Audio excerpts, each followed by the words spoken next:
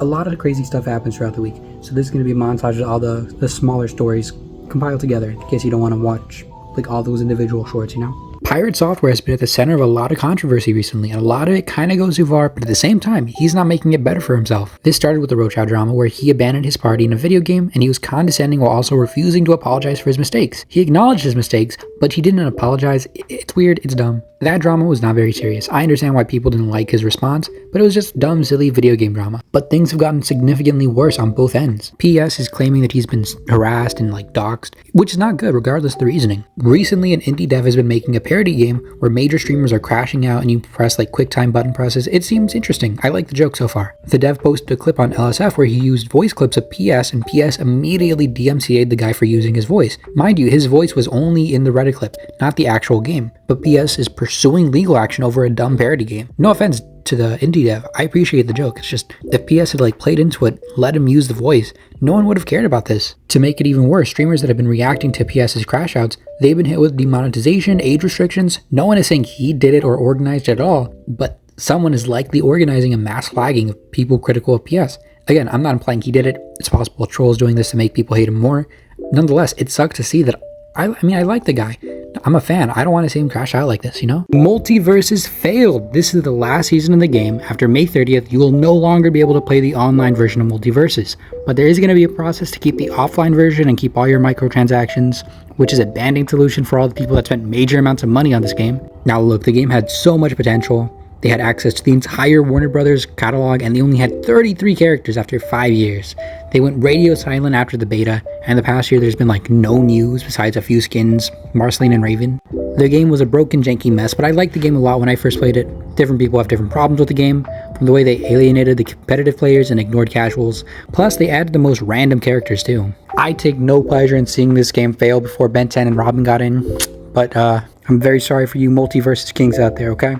Rooster Teeth is back. So months ago they made the sad announcement that they were shutting down. Fans of Red and Blue, Ruby, we were all mourning our nostalgia. It makes me very happy to announce that Bernie Burns, one of the original founders of Rooster Teeth, he bought the company back from Warner Brothers, and he plans on going back to the old model of things, go back to its roots. I'm really excited to see what they cook up. I'm gonna marathon Red vs. Blue, so have an amazing day, and I'll see you all in a bit. Smite 1 and Paladins, they're dead. Hi-Rez Studio announced mass layoffs today, and with the layoffs, they announced they're ceasing development on Smite 1 and Paladins and cut significant funding on their esports. They will not be shutting down the servers. You will be able to access the games and play online for the foreseeable future. However, there won't be any major updates and new cosmetics. The CEO announced they plan to shift their content model away from cosmetics and all their other projects and instead focus on improving Smite 2 exclusively. Ceasing development on Smite 1, that makes sense. However, this feels like a betrayal because they've backstabbed the esports scene and unnecessarily killed Paladin. Despite the bad news, I hope y'all have a really good day today.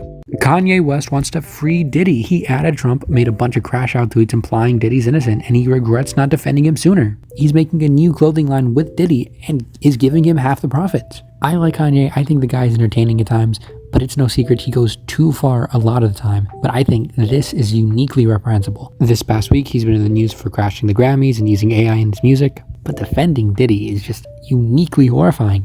It's possible he's just causing chaos to drive up merch sales, or maybe the nitrous got him, or maybe it's a humiliation ritual, but I really can't defend this. Cat Williams said it best. He's very mentally ill, and no one should be surprised by any of this. Controversial opinion, I miss the old Kanye. Alright, good night, sleep well. Bye-bye. Miss Hawktua has returned after her major crypto scandal. So someone on her team leaked a new episode of her podcast where she was talking to FaZe Banks about the whole ordeal. And the craziest part is that Mr. Banks, he had a bunch of conditions set up to prevent them from using his name to boost Hawkcoin. He wanted them to make things right first, right? But then he found out someone on her team was insider trading again, because they leaked the episode's existence and preemptively bought Hawkcoin for when the coin spikes after the episode dropped. Mr. Banks got upset and canceled the airing of the episode, but her team leaked it anyways. The man was irate and fuming and advised that Miss Tua fire her entire team.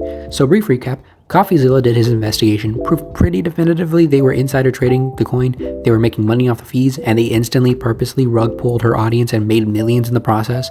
But it was especially bad because they were targeting normies that don't know and understand that most of the time these coins are a ripoff. Like, follow, whatever, and don't forget to have a good morning, okay?